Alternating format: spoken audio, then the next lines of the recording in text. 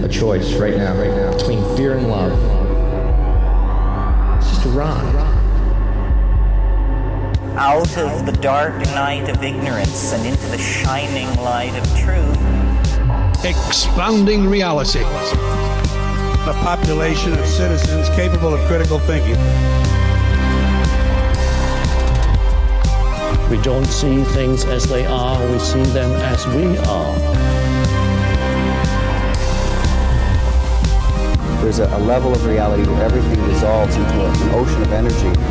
We empower our experience by insisting on our authenticity.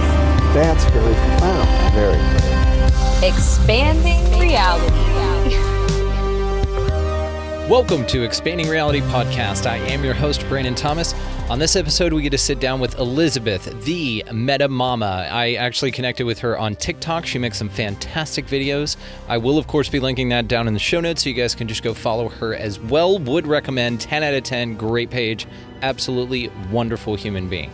So on this episode, guys, we talk about archons, we talk about the Anunnaki, we talk about AI energy harvesting. She talks about some music festivals that she went to and her observation about the energy harvesting that's going on there. We really get, for lack of a better word, cabals deep on this one. So without any further ado, Elizabeth, the Meta Mama. All right, ladies and gentlemen, welcoming to the show, it is Elizabeth, the Meta Mama on TikTok. How are you, Elizabeth? I'm good. How are you, Brandon? Every day above ground's great when you know that. Really looking forward to talking with you. We connected on TikTok, actually, which is my wife's idea to get on TikTok. So you can thank her for this connection here. So you post some incredible videos. We are right on brand with what we think and talk about. And so I'm really excited to go cabals deep on this shit with you today. Okay. So if you don't mind, just for the audience here who may not know you, just tell us a little bit about yourself. So I am an armchair conspiracy theorist. I'm also a mother, a metaphysic. I facilitate women's womb healing and embodiment workshops. I do a lot of empowerment stuff, but the more I have stepped outside of everything, the clearer it's become. So I feel like part of my mission and my purpose is I'm not here to wake anybody up, but my aim is to at least provide information to inspire people to push the boundaries of what they believe is true. Perfect. I'm right there with you. I did the whole trying to wake everybody up thing for quite a while. And I just found that it was pretty toxic, for me specifically. So like you probably, what we do is you just live the example. We'll put some information out there. I can definitely point you in the right direction if you want to go down some crazy rabbit holes.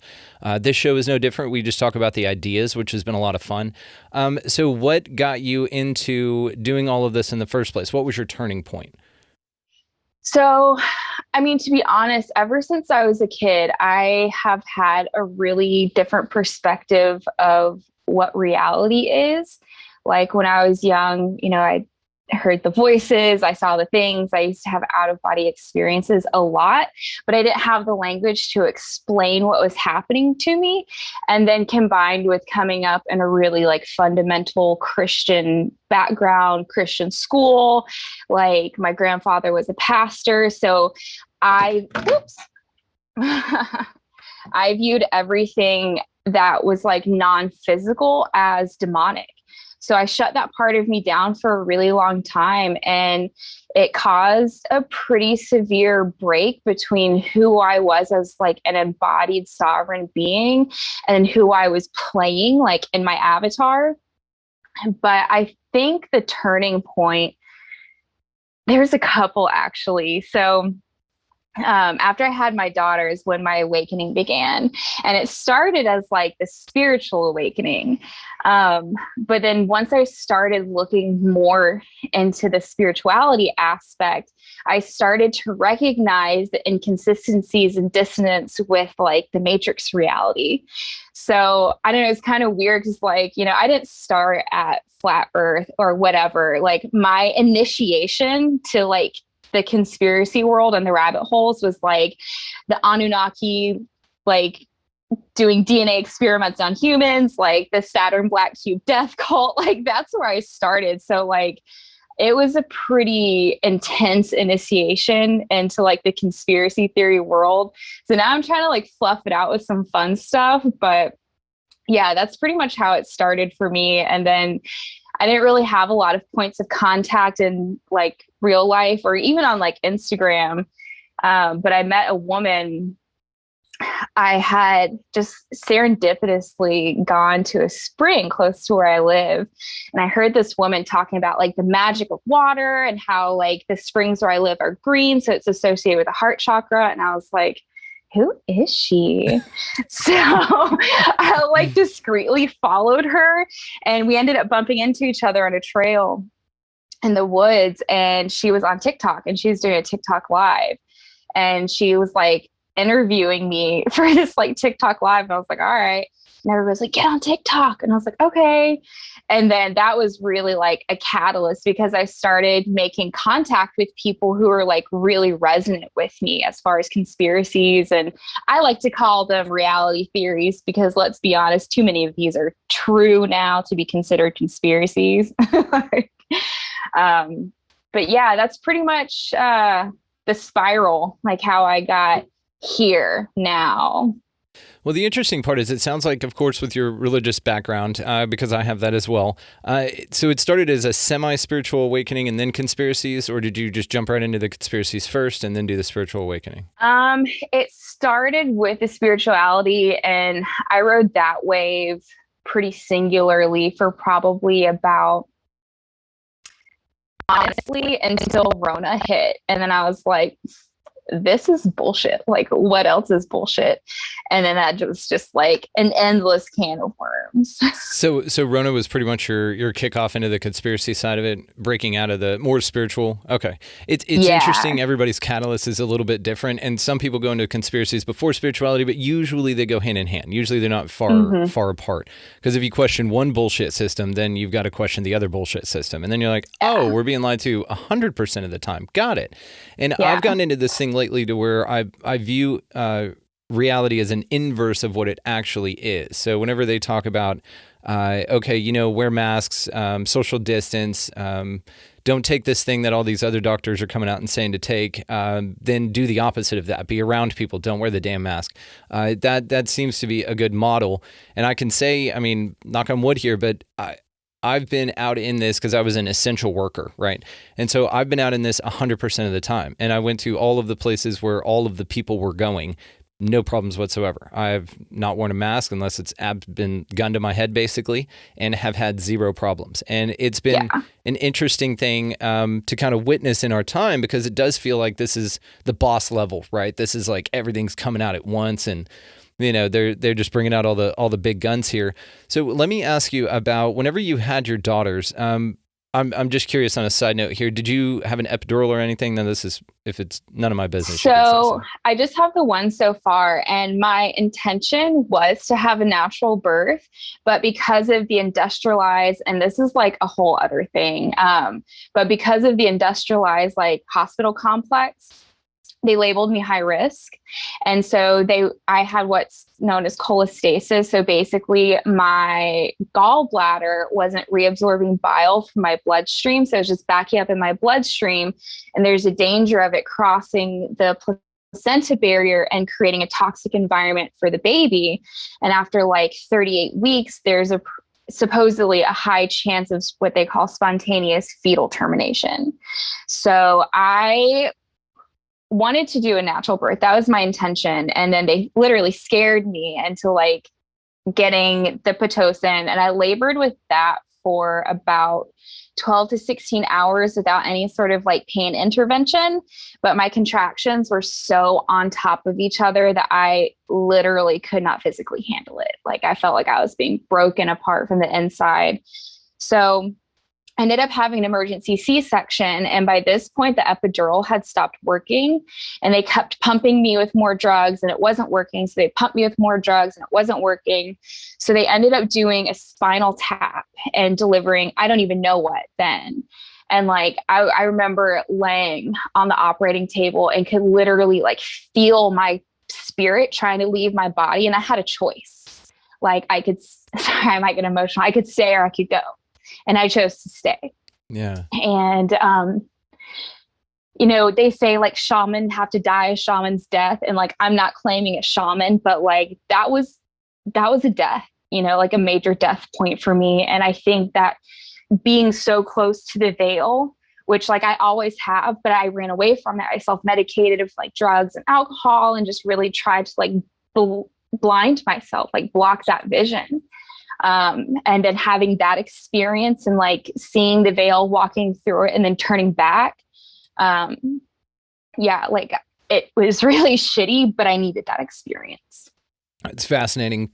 And the reason I was asking is because Terrence McKenna will often talk about natural births and how they provide psychedelic experiences. So I've clearly never given birth. And so I was just curious about your experience and if you had a similar, I mean, I would say that's pretty mind-blowing. It's pretty psychedelic. Yeah. Maybe an unintended, but yeah. Yeah. But like before I had the epidural, because at that point I was just like, whatever.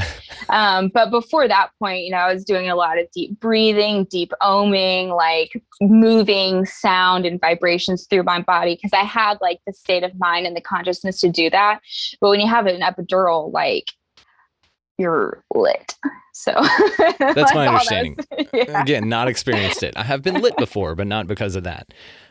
Okay, well then let's go for it, dude. All right. So what the hell is going on with everything right now? What is the nature of our reality? What is happening? Okay, so this is just to kind of preface this, I do research on conspiracy theories, but as far as like my spiritual understanding, most of it is my personal gnosis. Like, I don't really like to listen to a whole lot of people or read a whole lot of books. I try to get my information from the one true source, because then for the most part, I know it's true. And I do I have some checks and tests, and I ask for confirmation, ask for affirmation, but I also hold enough humility where if I learn new information, I can change my mind. So as far as what the fuck is going on, man, I don't even know. So I do believe that there's a very real and present evil in this world. And I don't know that it's totally natural. Like, I don't know if it's demons or if it's supernatural, but there is some sort of like energy harvesting matrix that has placed us in these grids and pens we call cities and neighborhoods, that's enslaved us in these invisible chains called like debt and jobs and insurance. And I think it's an energy harvesting program, because if you go back and look at, like, for my own point of reference, like who is it? Robert Morningsky's like Terra Papers. He talks about how like Enlil and Enki came here, and the whole purpose of this planet was like to harvest, because it's so research rich, is to harvest like precious metals and like that sort of stuff and send it to the cosmos for like, the kings and queens that they were subject to. And I think that whether or not that's true, that's a pretty activating metaphor for what's going on right now. It's like we can look at the elite. And I was listening to this podcast. I can't remember who the guy was, but he was talking about the Saturn death cult and like how we have it. And he was talking about how, like, before we had our central sun, Saturn was our sun. And there was like, eternal, like not daylight, but like a twilight daylight. So we had a really long growing season. There's like a lot of abundance. Things were really big because there was electrolysis, which created a lot of water. And he was talking about how like the elites are trying to return us to that golden age of Saturn, but on the backs of the masses. And that's why we have like the 1% or the elite, like they're trying to create this utopia for themselves. And you mentioned inversions earlier. And I think that is like really powerful, because one way I've been able to discern truth from false and like lies, fallacy, is, does this go towards celebrate, cherish, or create life? Or does it edify death, destruction, or destroy life? And you can go through, like, especially a lot of progressive agendas. You can go through, I'm not going to name it here because I want to encourage everybody to like use their own brains, but you can look at a lot of progressive agendas and be like, that doesn't seem to celebrate life, that edifies the pollution of children. Like, we'll say the V agenda, you can go back and look pretty definitively. I think it was the Supreme Court said that they are like undeniably unsafe, yet they're pushed on us as this like serum of health and vitality. When if you look at the people taking the V and look at the people not taking the V, like, I'm going to take my health advice from the people who are encouraging you to like build your immunity, like eat fresh fruits and veg, like limit processed food intake, not the people who are encouraging you to put these like really bizarre chemical strains in your body under the guise of health and safety. So going back to the inversion, I think the inversion is probably part of like the energy harvesting matrix. Like we're wasting our sacral energy. Like, if you look at the human design chart, most humans have a defined sacral center. And that is the generative life force that creates life on this planet. And people are fucking wasting it. They're wasting it at jobs that they hate. They're wasting it having unconscious, mindless sex. They're wasting it like, pursuing a career rather than their passions and their dreams. And like all of that is a form to like get us to release that energy so it can be harvested. And like, I actually got a download that streamed through the other day about like humanoid AIs, because like there's a lot of people that will like ask you questions, like leading questions. A big one is like, did you get the V? And it's like, why is that your business? Like, you wouldn't ask me like what my lab panels are if I went to the doctor. Like, why is that an okay question to ask? That's a big one. And I think those people, if they aren't actually like AI, they're part of that energy harvesting matrix, because a lot of times like these AI will say something or they'll ask something to elicit an unregulated emotional response and use that as an opportunity to either like read your energy template or to actually absorb your energy. And I think a lot of these bots on TikTok, that's what they're doing, because they'll like the people that troll the hardest have no content. Like they'll follow a bunch of people, but they don't have any followers. They don't have any content. They don't have any likes. It's like, what are you even doing on this app? Like I'm pretty convinced that they're AI. What's interesting about the AI thing is that there was an experiment done where they took 2 AI chatbots. I'm sure you've heard of this. And then they basically programmed how humans respond to each other. And so what they did was one of them actually would interact with people. People would figure it out that it was a robot, and then they would start talking shit to it. And they would be like, fuck you, little bitch, or whatever. And then they would just be very harsh on these things. And then when it got in the room with the other chatbot, they basically put 2 of them that had been learning the same process together and that had been beaten down by humans figuring out they were robots and talking a lot of shit to them. Then they started talking shit to each other. And it's an interesting way, the way that AI learned in particular, because humans trained it to be a piece of shit. And so it is interesting whenever you find these bots that chat like that, because the negative comments and all of the crazy back and forth is what gets a lot of clicks and a lot of follows and a lot of views and gets shared a lot, because that dissonance, and it's part of the matrix, like you said as well. It is interesting because I did a Flat Earth episode recently with David Weiss. I have never done an episode on the Flat Earth topic until that point. It was a great conversation. It was absolutely fascinating. The episode was awesome. Oh, thank you. Yeah, David did all the heavy lifting. Yeah, all the slides and everything like that. He was fantastic. The interesting part about it is the shit show that occurred whenever I released just 3 clips on TikTok. Now, number one, my followers increased by 1,200 followers in 3 days, just simply because of those 3 videos. Now, the other thing that was interesting was the hundreds and hundreds of comments on those things. I have found that I'm gonna be nice and say 98% of people that talk shit about Flat Earth have never looked into it. I think that that's an interesting thing because they just find the concept so erroneous because they've been told the concept is erroneous. And as tribal creatures, we want to fit in, and we want to make sure that we are on the up and up with all the other little monkeys running around here that don't know their true power and that just want to fit into, like you said, the matrix system. And so, and I don't really read comments. I don't respond to them. I just said, okay, you guys, have fun with it. But it was the equivalent of basically dropping those clips about that. I just had a discussion about flat Earth with someone on my show. It was the equivalent of just basically throwing a grenade in a room and shutting the door. And it felt like this just chaos that erupted with it. And it was fascinating. I even had a guy that's been a longtime listener. He said, I can't believe you did an episode on Flat Earth. You might as well get David Icke on. Number one, I would love to talk to David Icke. He's fascinating. Fuck yeah, dude. I know, right? That may be coming in the future. I'll let you know, but that's actually a very strong possibility here soon, and I'll tell you why off air. But so basically, he was like, how dare you? You had James Fox on from The Phenomenon. You had Dr. Michael P. Masters on. You had Neil Donald Walsh on. How dare you lower the credibility of your show by having some smut like that on? And what's interesting about this show in particular, and I'm sure you figured this out by now, is I don't take a stance. I'm not here to prove anybody wrong. I'm not here to prove myself right. I'm not here to get into arguments. I am a big fan of possibilities, and that's what this show is all about. It's just, let's talk about the potentiality, the possibility. Let's just explore cool ideas.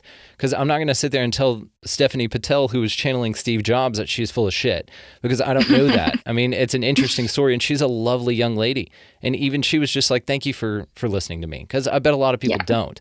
Anyway, so what I meant by all that is there does seem to be an interesting energetic force out there. And I've heard it called the Mr. Smith phenomenon. Have you ever heard of that? Where like if you try to point the matrix out, they'll turn into a Smith. Yes.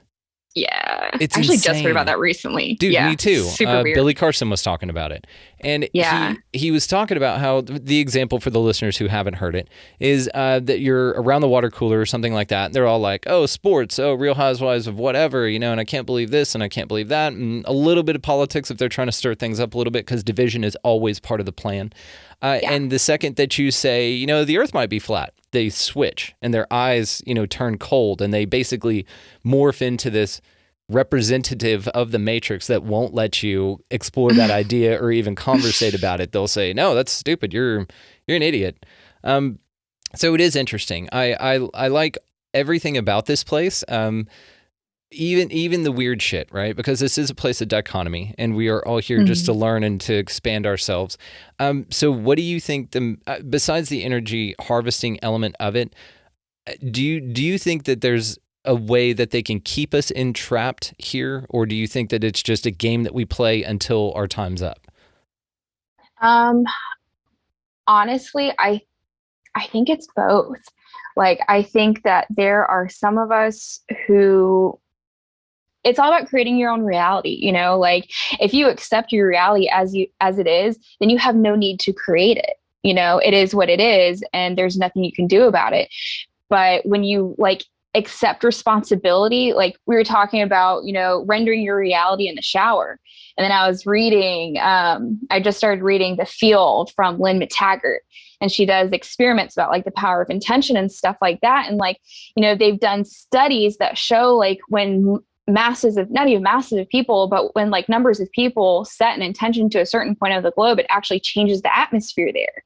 So if we have that much power, and we also take the precautions or take the necessary steps to call our power back from the matrix. I know some people still have to work their 3D job and that kind of thing, but there are things that we can do to reduce or minimize our participation in that, and thereby reduce the amount of energy we give to that, and also direct that energy towards creating our own reality.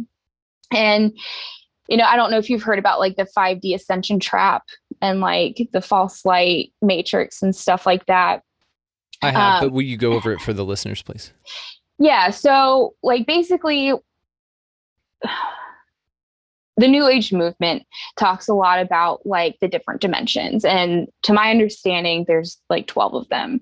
Right now, we're in the third dimension. We're ascending into the fourth, but we're really trying to get to the fifth right now. And what the fifth dimension is it's dropping from our logical left brain into our heart and basically living a more loving, embodied existence. And it's basically staying like in the frequency of like Christed love, not like human love or Eros love, but like Sophia Christ compassion. But there's also a trap to that, because a lot of New Age people, and like I don't identify as New Age or necessarily like spiritual, but you'll see a lot of people like, oh, just love and light, just raise your vibration and then like the planet will heal. And like, that's definitely part of it. Like we all need to raise our vibration, like eat high vibe foods, like only consume high vibe media, like do our own shadow work. But that is a form of spiritual bypassing, because the people who preach love and light are the same people who will, celebrate certain progressive agendas and then completely ignore like human agendas, like transhumanism or child trafficking and stuff like that. So there's a trap to that. I forgot what the question was before that question. It's okay. Explain why we have to skip the 4D. Okay, so that's like the astral realm, right? I'm not really sure. I've heard different ideas about it. Like that's where all the reptilians and demons reside, and so we actually just want to kind of shoots and ladders over that bad boy from the 3rd to the 5th. That's just an understanding that I've heard about it. Yeah, like one thing I've heard consistently is like to avoid the astral realm, especially right now, because like, as above, so below, like if our dimension is in this much turmoil, like imagine what the 4th dimension is. And a lot of people are talking about how there's a galactic war that was going on, which is why so many of us have been having crazy dreams, waking up tired. Like I've been waking up with like weird scratches on my neck and stuff like that, because we're doing work in the astral. Like a lot of us are activated to do dream work. And so like that, I actually had a dream the other night. It was like 3 dreams in one, but the first one, I was like, I witnessed the Star Wars. Like I was on the ground and I saw missiles going up and missiles coming from the sky, and they collided in midair, and it was like an all-out war. But so we're talking about like what 5D is and why we're trying to get there. I don't think you can really skip, because this is like layers. You can't be third eye woke if you're not root chakra grounded. So I don't have an answer, honestly. I just heard, I think it was Brad Olson. So I recently had Brad Olson on the show, and we were talking about that. And he said, yeah, we want to skip the 4th because that's where all the garbage is. We don't want to go through that. And maybe we do touch on it, but we go through it real quick. We're like, yeah. And then, kind of like we drive by real fast, roll them up, don't make no stops. Yeah. Peace. Lock the window. Exactly. Lock the doors, roll up the roll them window. up like in, was that Family Vacation? Yeah. All right. And so tell me about the galactic war that's going on, because I've heard a lot about this as well. I don't know how much the listeners have, so tell me about that. Yeah. Honestly, that's another one of those things where I have heard about it, and it's in the periphery of my field, but the information I have, like, I haven't received any personal information about it. It's been received from like other sources. So I really don't know that much about it. I just know that the Elohim, which are basically like the order above the archangels. So the Elohim are elevated elementals, and elemental beings are like from our planet, and they're like the undine, which are mermaids, gnomes, sylphs, which are air elementals, and then I think salamanders and something else are the fire elementals. And they're basically like elevated elementals that are the order above the archangel. And apparently they've been the ones, and the archangels, locking shit down for us. So from what I understand and what I've heard, the galactic war has been won, and no more evil can actually like infiltrate our 3rd dimension, but there's still evil here. So it's a process, like a trickle down process. So the galactic war has been won in the 4th dimension, and it's trickling down in the 3rd dimension. And while it looks like evil is still in control, but if you look like how they're ramping everything up, like Fauci's emails have been leaked. Bill Gates is now, William. That's okay. William Wall. That's okay. It has been linked to Epstein. It's like, okay, so that plan didn't work. So they're setting up these fall guys. And so even though it's not working, we're going to have to endure it not working for a little bit before we can actually see that like the light has won. Things are getting better.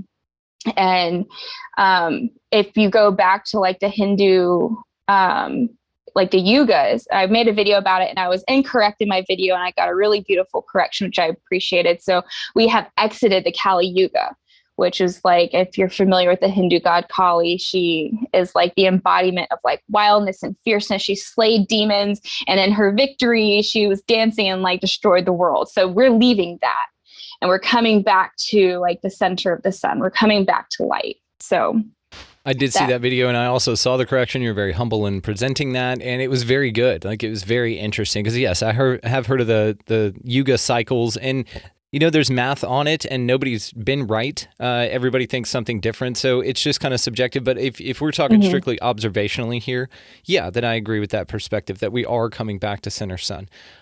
It is also interesting that so much crazy stuff is going on, and it is, like you said, like an energy or a loosh. I've heard it referred to as loosh, like your energy.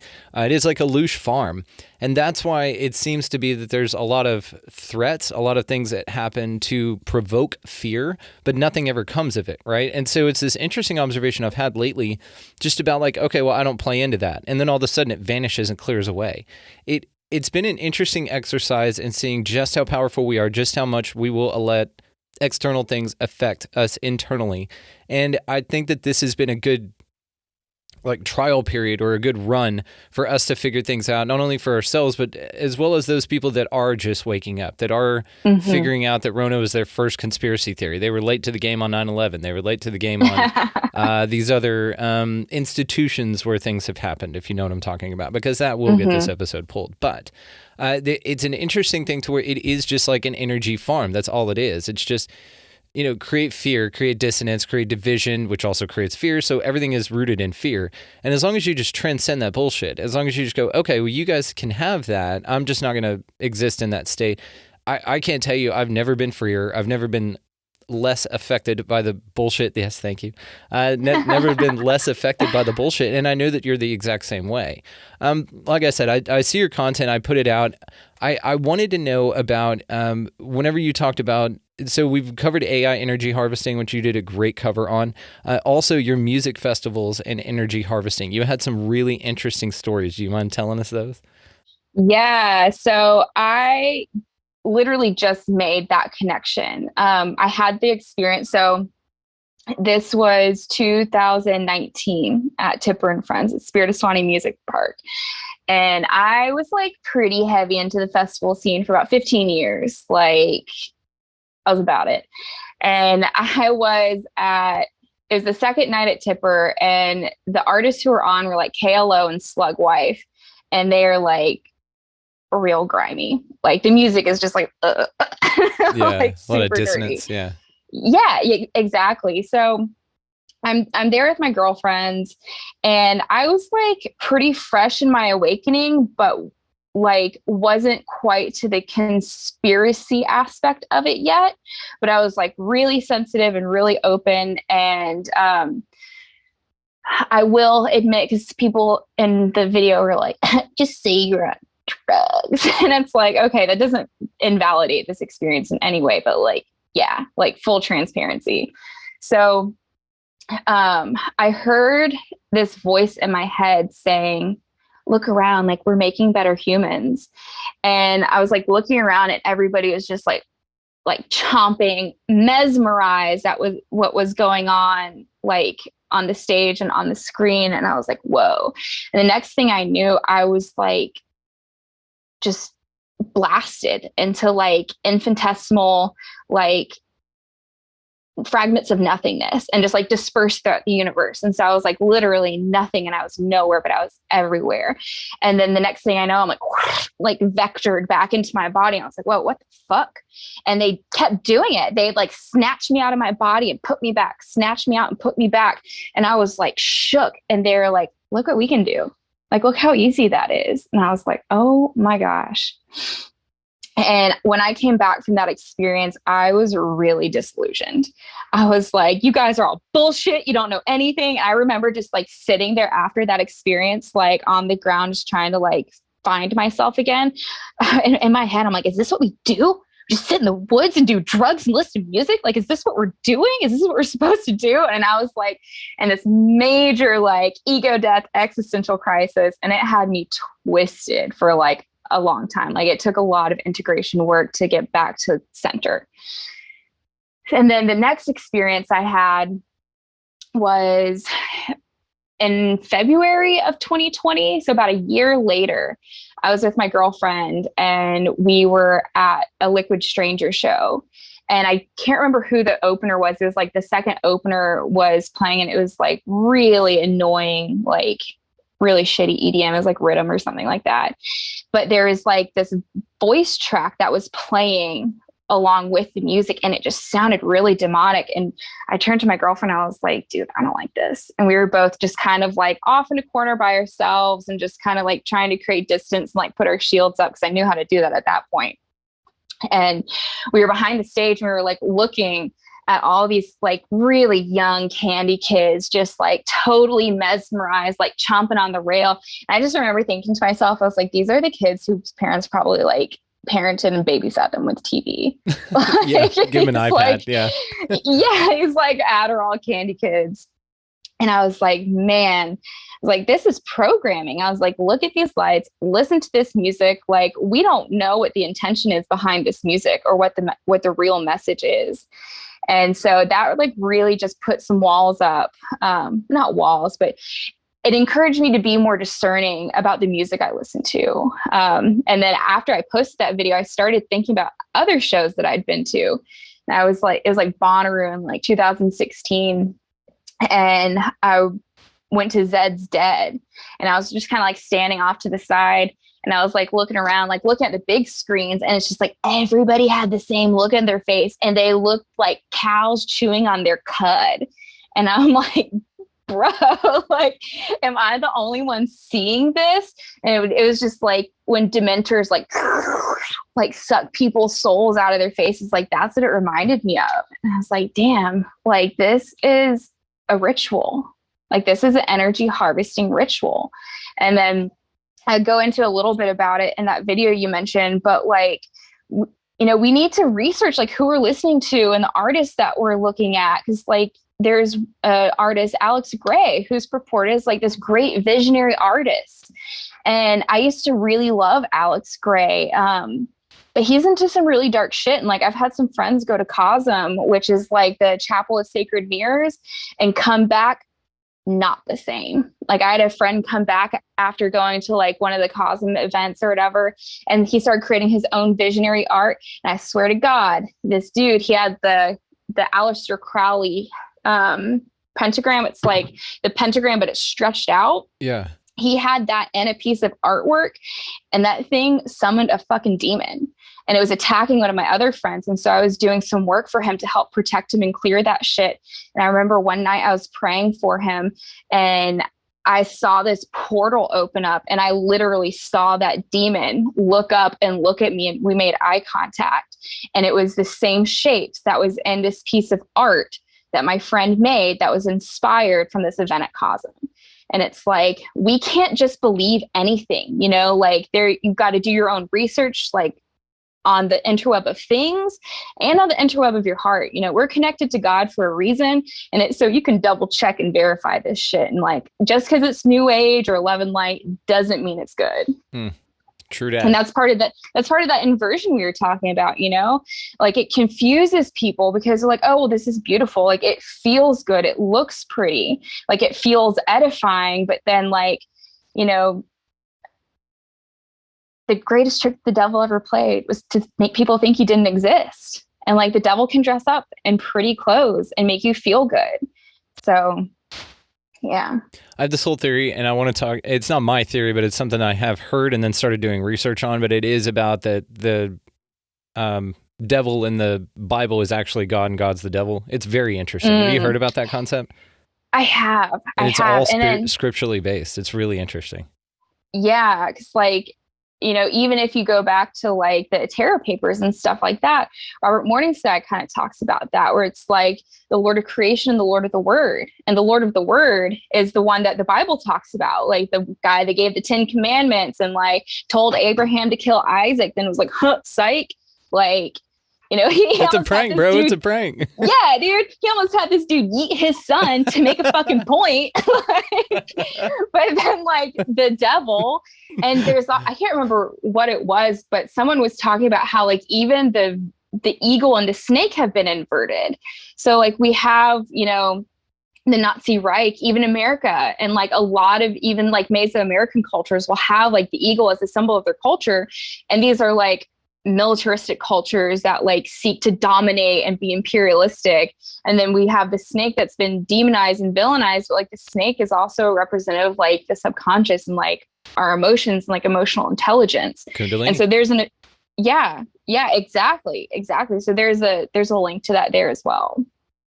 You know, it is interesting, and if we're following the inversion model, then that makes complete sense. And I want to say, I've got all the Bible verses written down. I'm not ready to do this. I actually have somebody coming on that is a diehard Christian, and we're going to talk about it respectfully, right? Sweet. Yeah, it's going to be really interesting because I've been wanting to do that, you know, and that's the thing is I've talked to quite a few like pastors and stuff like that about coming on and just having a conversation. A lot of them won't do it. It's been interesting because I'm very respectful to guests. You know, we're not, again, here to prove anybody right or prove, you know, or wrong and prove me right, whatever. It's just about discussing the ideas. And when at its core, with religion especially, organized religion rather, I just find that one word interpretation is what loses it for me. That's where it all falls apart. If it can be interpreted, if it's something that's not inherent in you, just like your eyes blinking or your hair growing or your heart beating, it's innate. If it's not something like that, then it's not your eternal soul. And that's clearly not the answer, right? It's just another inversion tactic or a distraction tactic. And I feel in my own experience, a lot of Christians are pretty weak in their conviction. And like whoever talks the loudest in an argument, even if you're just trying to have an open discussion, whoever talks the loudest probably has the weakest conviction. Because if you have to charge yourself with emotion, it's like, how strong is your argument? Well, that's the thing, right? And then with your belief systems, people do take them personally because they're a part of their identity. And so they have to sit there and defend these things to the death, even though new information is contradictory to what their beliefs are. The cognitive dissonance is strong with them, Elizabeth. And lack of humility. Lack of humility is a big one, you know, because they've got, and I'm not speaking, we're generalizing here, of course. There's a lot of people who aren't like this, but they've got this confidence of their beliefs in an echo chamber of people that have been, I don't want to say brainwashed, but convinced not to look any further than the answers they've been given, which is the same. It's synonymous, right? But it is interesting. So I wanted to ask back to the kind of drug or altered states is how I like to say it, because I'm a fan of the altered states. Now, I think that, you know, with intention, with a strong... as long as you're not out there like an empty vessel just looking to fill a void, as long as you're out there to have experiences under this context and to view the world differently. So have you ever seen National Treasure? Yeah, a long time ago. Okay. The glasses that Benjamin Franklin in the movie made where the different lenses pop on top of them and they're different colors. Have you seen that part or do you remember that part? I don't remember it. Okay. Yeah. Well, in the movie, they find these glasses that Benjamin Franklin made, right? And they're just glasses, but they have all these little levers that pop down over the eye holes with different colors that allow you to see in different things that are around you all the time, but you can't see them until that lens is pulled over your eyes. This is how I view any altered state, right? And so when you're drunk, the world looks like you put a little laser or a thing over your eye, and then you kind of see things a little bit differently under that perspective. And then when you do psychedelics, that's a different combination of lenses. And they kind of give you a glimpse of what's around all the time. Now, it's interesting to the point that you said about the music festival and these kids on these drugs or whatever, because I used to do ecstasy like a son of a bitch when I was in high school. I would go to these places. I was one of those cud chewing kids in the front.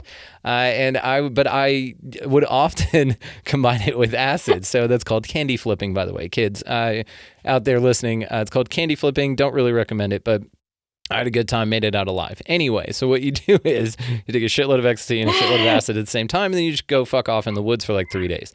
And we call that a good time. We call it a good. It's just called a Tuesday around the ranch around here. Yeah. And so, it was interesting, but it allows you to view the world through different lenses. And this is the one thing that I find interesting about it, because inevitably the conclusion or the question that I would ask is, okay, so is this stuff around us all the time? And this is just a way to kind of retard or perturb the filter a little bit that's built into us inherently that we can't see all this stuff? Or is it just a product of the substance that I've ingested? And maybe it's a little of both, right? Maybe the substance retards the filter, therefore you can see things that are around us constantly. constantly, like these energetic Yeah. concepts. The way things sparkle all the time, maybe your ears get, because when you do, let's say mushrooms in particular, I've found that the data input is so intense, like your vision is much stronger, your hearing is much stronger. Now, and that's a result of taking this substance that allows it to be a little bit more superhuman. So are we like that all the time, and you just can't, have it unless you take like this substance? It's an interesting concept to think about, that all of these things are around us all the time, and that your body has certain abilities that you're not unlocking unless you're, facilitating an altered state for yourself. But again, it is, and just like what you were talking about stay out of the astral right now, I've heard of a lot of people saying that astral travel is not a particularly good one, and I think you even brought it up on one of your videos that something else will come in if you're gone. So talk to me about that. What's going on with that? So, well, let's roll back a little bit and talk about substances. I think it depends on, number one, your ego. Like, we've been trained to believe these things don't exist.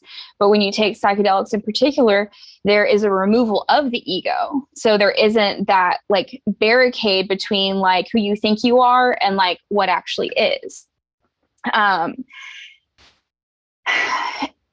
In my personal experience with them, specifically the last year, I feel like, because the psychic energy is so intense and not all of it is like particularly edifying, like psychedelics have been really intense lately. And I've not had the greatest experiences, even though I've been taking them with much more intention and consciousness than I ever have in my life. I think these entities and energies are around us all the time, but I think a lot of people write them off because they're just like, oh, it's just drugs. Like, and they don't believe what they saw, or they don't have the language to explain their experience. And if they do try to explain it, perhaps they're not in an environment where it is received. So, and as far as like staying out of the astral, yeah, I was actually doing the hemisync meditations, the gateway experience. And like, I have only heard fear-based stuff about it, to be honest. I think I've heard maybe one or two people like talking about it in a positive light. So everybody's like, oh, the CIA is doing it. It's like, well, they didn't develop it, number one. And if the CIA is doing it, it tells me it works. Yeah. So that's a glowing endorsement in my opinion. Yep. Yeah. But I did have an experience, and that's why I stopped doing the hemisync, at least temporarily. So they have you start off with like some toning and some breathing to create like your resonant frequency. And then they have you put your physical matter in what they call an energy conversion box. And I ward myself before I go in. Like, I have protection on my physical vessel, and then I have established protection for my energy conversion box. And I was like about to lift off. And I saw this like weird sort of like lurky creature by my box. And it was like, what's in here? And I was like, doesn't matter, not for you. So I stayed and just did like some chakra breathing and stuff like that. And then I did, so I wasn't even doing the hemisync in this one, but I could feel, cause like, I don't want to call it astral projection because I don't know, but I'll just like take a vacation from my body while I'm meditating. We'll say that. And I will always like activate my light body, and then I put cloaks and shields around myself, so that way I'm protected. And before I had gotten my shields up, when I was just in my light body, I was like not attacked, but I was like getting swarmed by these like dark astral beings.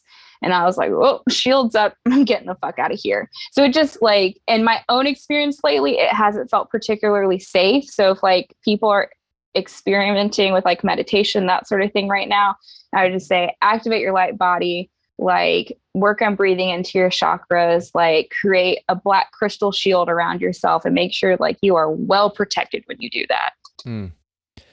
Okay. So I'm sure you've noticed the plethora of people either being led more to slaughter at a greater rate, or the people waking up at a greater rate, in every sense of the word waking up.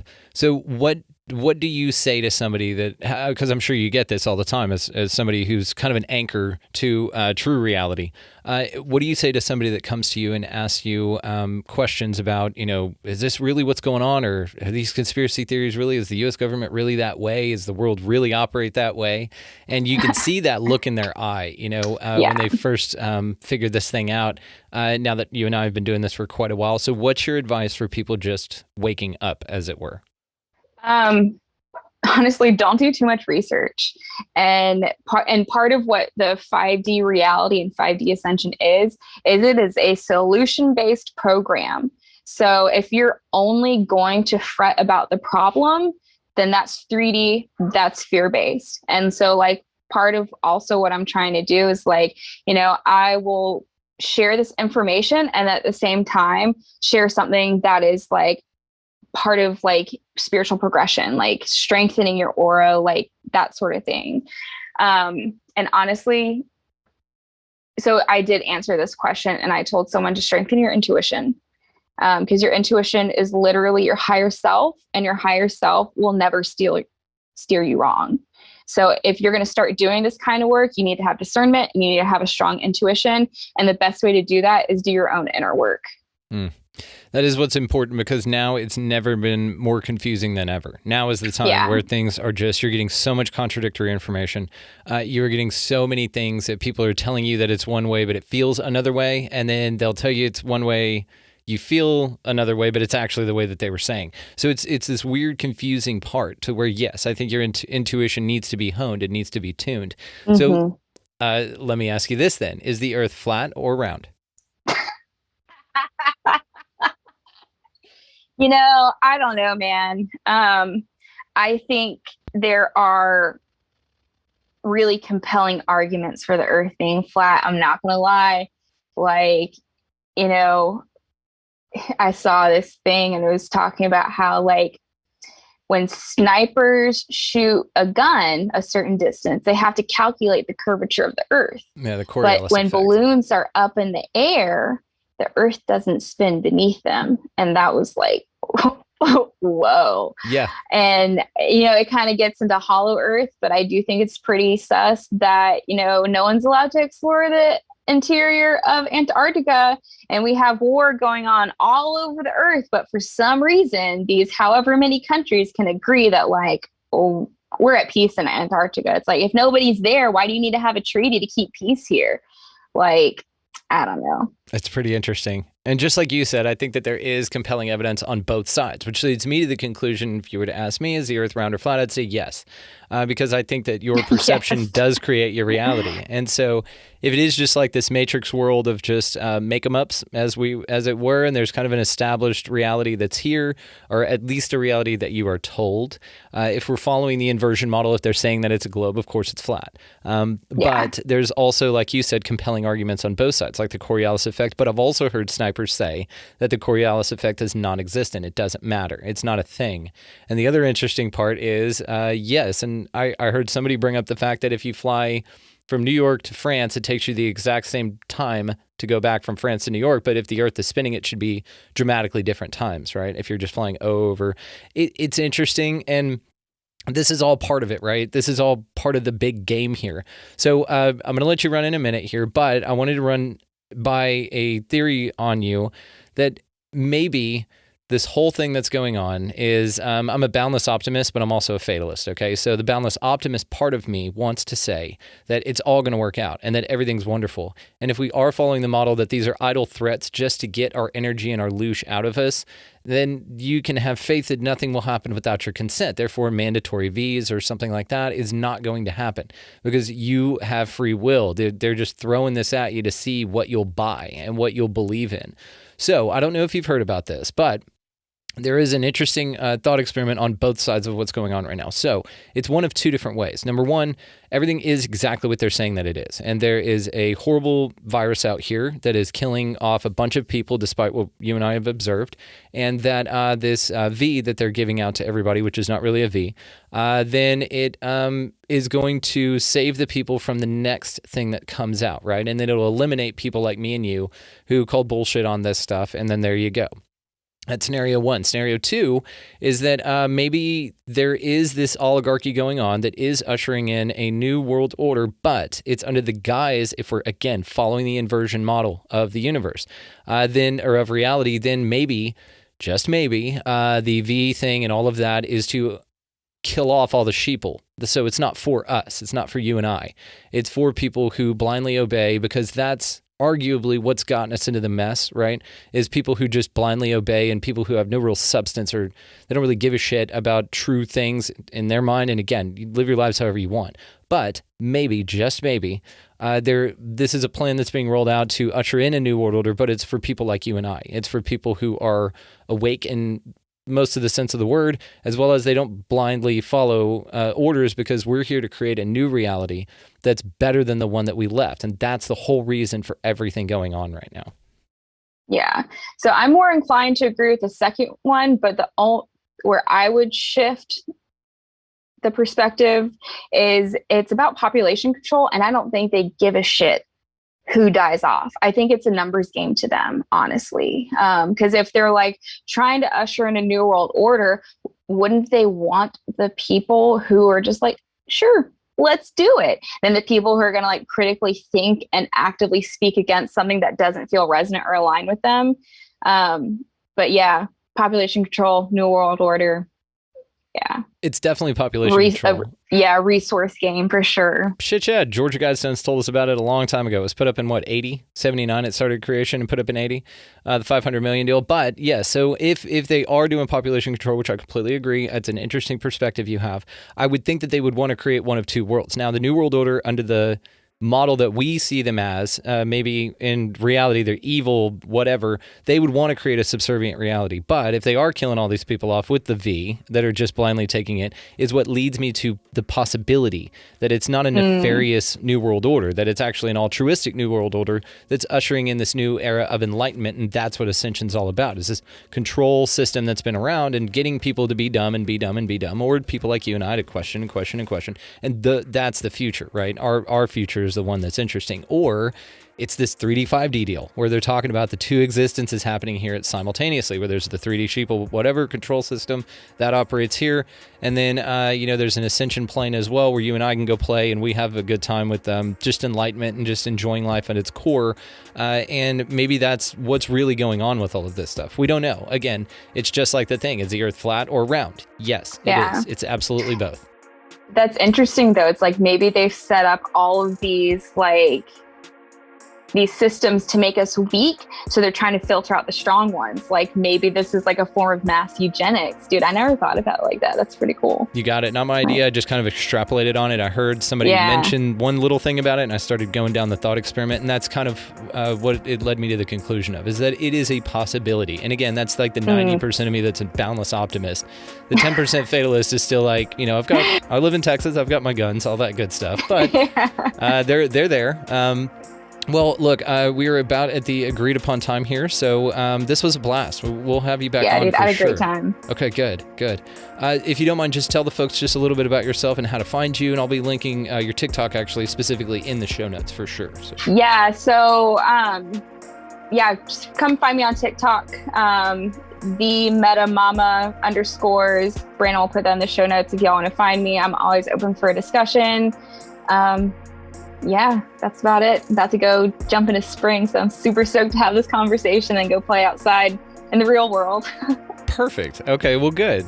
Well, again, Elizabeth, I can't thank you enough for your time. This was a blast. I appreciate it. Yeah, absolutely. All right, we'll talk again soon. All right, sounds good, dude. Thank you. Want to take a moment to thank Elizabeth for coming on the show with us today. The way to find her via her TikTok is linked in the description below. You guys just go click on that. She does some wonderful videos there. She has a great vibe, and she's out there raising the vibe of humanity collectively. So you guys go check that out. As well as in the description below, You might have noticed that I've changed the outro song. The music down here is going to rotate out between a buddy of mine who does some incredible music. His name is Vinny the Saint, and you guys can just find him down in the description below. Go click on it, see the rest of his catalog, see the ways to find him and book him if you'd like a DJ to come out and do some dope music for whatever you've got going on. You really want to pump up the quinceañera or any type of wedding or a party or anything like that. Check Vinny out. He's a good friend of mine and a great friend of the show. As well as for this show, guys, you can find us at expandingrealitypodcast.com. That is where the links to all of the socials will be. That is where the YouTube link that you can find this video on will be as well. Also in there is a Patreon. Just wanted to thank you guys so much for your contributions, as well as just sharing, liking, and subscribing the show. That's the best way to get it out there. If you like it or find it valuable, tell people about it. It's not hard. Just send them a link. It's very easy, and I'm grateful to everybody that's done that. I've made some incredible connections. I have the best fans in the world, and I'm incredibly grateful that you guys are on this Soul Tribe journey with me. So moving on into your week this week, let's go ahead and just pick up a piece of litter.